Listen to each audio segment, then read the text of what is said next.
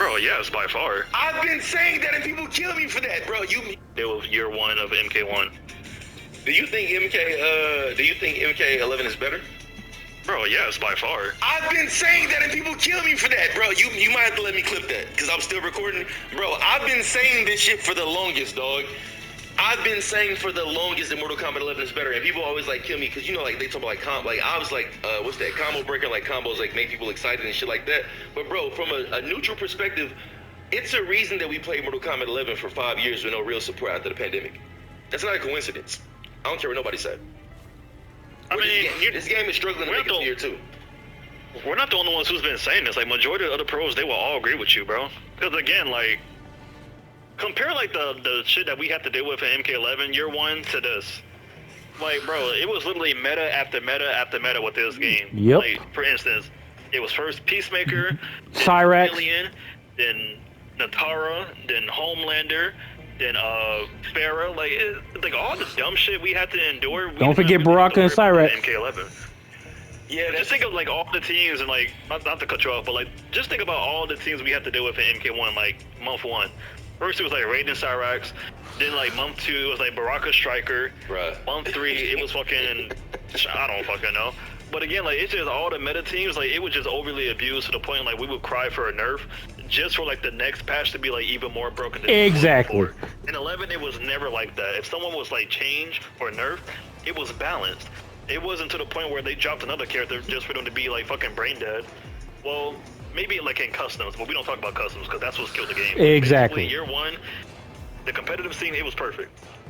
Everyone, they will all agree with me. And the defensive mechanics. Like the best. Because offense wasn't necessarily that oppressive. It's just in this game, I just feel like people they tend to cling on this because like it's more fun casually, which I understand because the combos and all that shit. I said that. The potential of this game is amazing. I will give you. I said that. But it's just not fun to deal with like bullshit into Cameo, like Torpedo into Motaro, Homelander into Farah, Natara dive kick into Farah. Like this shit is brain dead. I get rewarded massively if I get hit, but if I block, what do I get? What did I tell you guys? But I get bashed for it. I hate the game. You know, I don't know what the fuck I'm talking about. I'm just this guy bitching on YouTube about Mortal Kombat. It's such a great game. Apparently, to this one dude that commented on my zoning rant video of Mortal Kombat 1. This dude clearly doesn't know what the fuck he's talking about. I swear to God, bro. It's sad that I have to show a high level player, especially of this caliber, just to prove my point over and over again. This is depressing as fuck. So again, like the risk reward in this game is just not there. The skill gap is not there. No, it is not. Pick up Natara Farah and beat me, Sonic Fox. This shit, bro, like you can literally become a god with like a certain team. That's how easy it is to abuse. And that's crazy. I literally beat a fucking Johnny Cage player with Sub-Zero. And the only reason why he stood a chance is because he was using Johnny Cage. Because niggas wanted to talk about, you know, use a character that's minus. You're only getting up there because you're using Johnny Cage. Just to this, I used Sub-Zero and I got up there.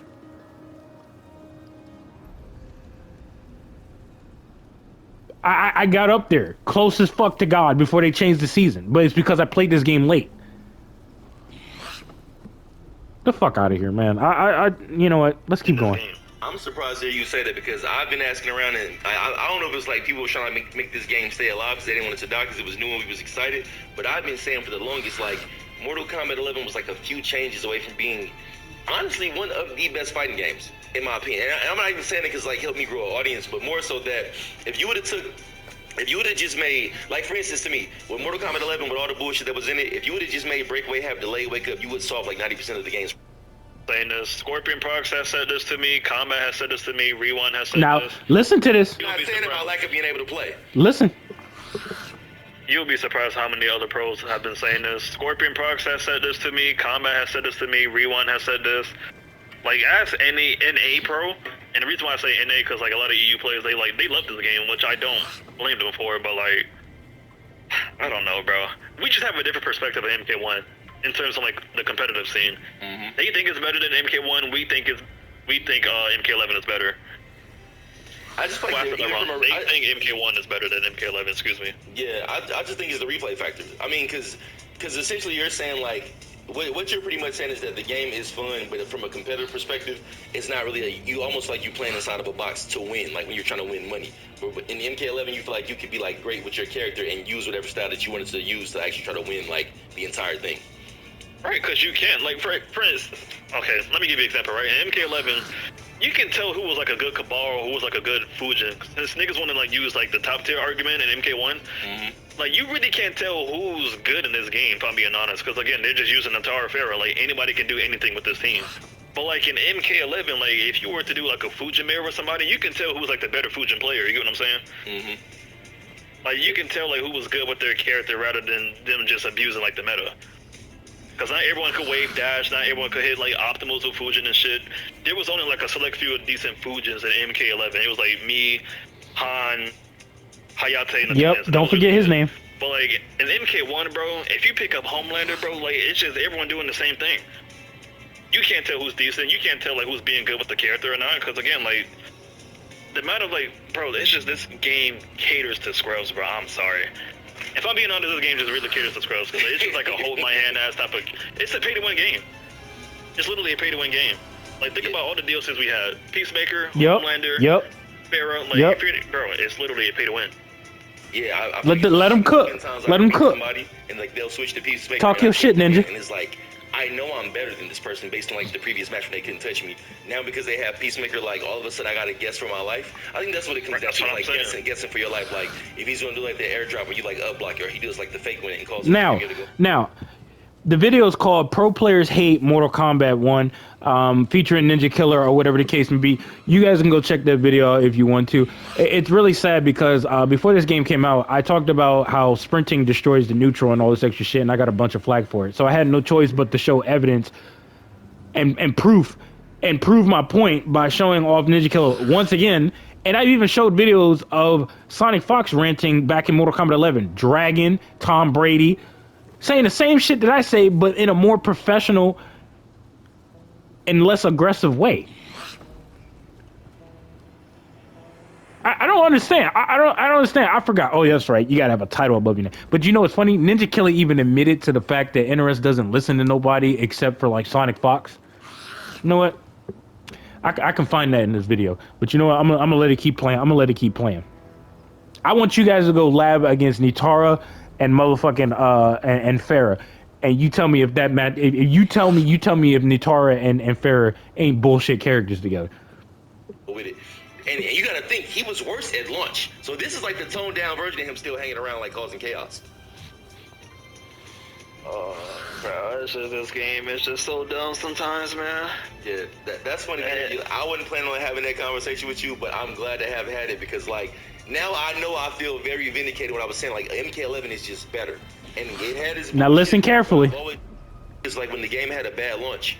I remember Ed Boon was saying a whole bunch about how communication would be a big thing this time around, but like when that shit had a bad launch, they went silent for a minute. Now listen to this, and I'm telling you guys this for a reason because I mentioned this shit back in MK11, and I got a bunch of fucking flack for it, and people was just trashing my shit.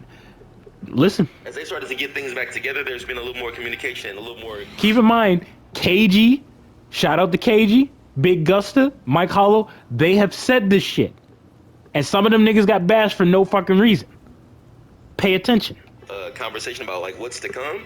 But I mean, 4 years of cameos, bro. I don't see how. I don't really understand how. Neither do I. And it's funny that they say like communication is everything when we don't get no type of communication from him at all. Red flag. Like Tyler's our fucking community manager, and even he don't be speaking as much on Twitter. I'm just like, okay, like y'all say this shit, but like again, y'all don't make an effort to like improve on your game. You know what I'm saying? Yeah, like is it now, listen to this part. This is very important for you to understand because, like I said, shout out to KG, Big Gusta, Mike Hollow. We have been telling you guys this for the longest fucking time, and you guys do not listen. At least some of you guys. I'm not gonna say all of you, but some of you guys do not fucking listen. You don't listen.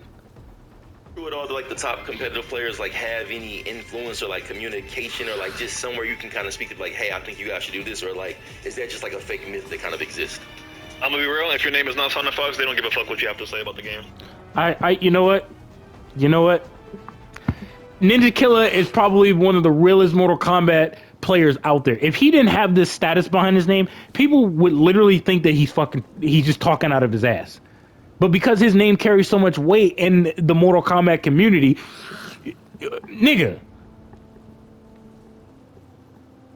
you ain't got no choice but to listen to that shit.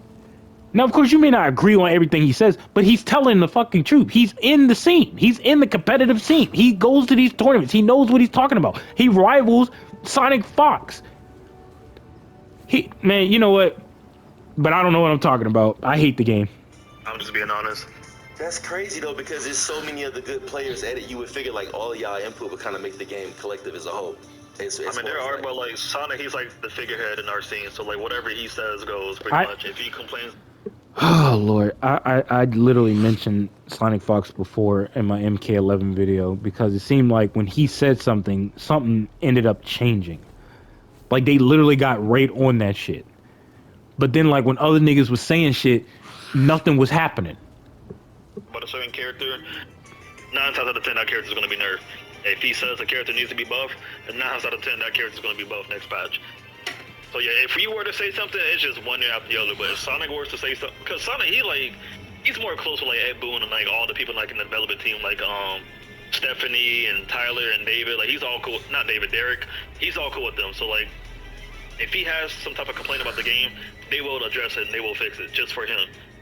But if we were to say something, fucking just go live. I don't understand why that makes sense. Hey, they did say that in the most recent Combat Cast, and they kind of and they did. Instead of complaining a lot about a character, dude, I was like, damn, that's a little bit. But you're contradicting yourself because you can't say that and then go to Sonic Fox and be like, oh, what do you think needs to be changed? What do you think needs to be changed? Like I said, KG, especially KG and whoever he had in his video that was talking, they said this shit numerous times. I've said it. Mike Holler said it, and I think Big Gusta even said this shit. But I don't know what I'm talking about. So you know what? Y'all can watch the rest of the video on your own time. I got more personal business to deal with, such as college and work. But y'all know what it is. And y'all know what it ain't is. I told you niggas this numerous fucking times. It goes out one ear and through a fucking other. And you got these brain dead casuals that think they know what they're talking about and they fucking don't. And they literally don't.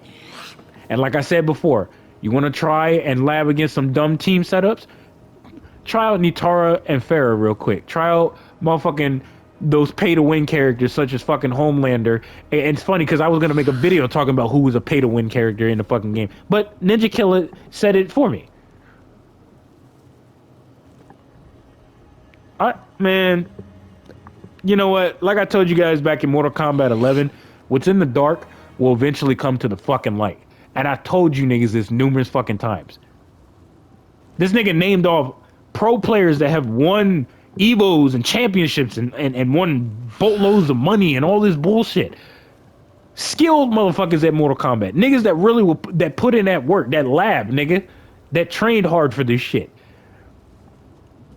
They say something, don't matter. Sonic Fox says something, they on his dick. Pause. No Diddy.